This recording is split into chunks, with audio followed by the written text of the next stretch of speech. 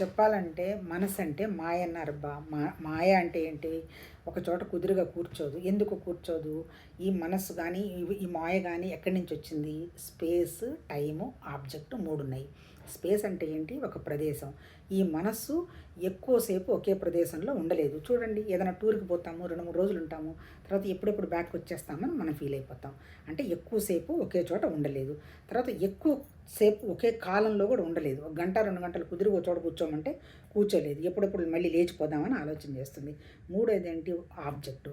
Time, space ఆబ్జెక్ట్‌లో object అంటే ఒక వస్తువుతో గానీ, ఒక మనిషితో గానీ ఏ కాంప్లికేషన్ లేకుండా ఉండలేదు.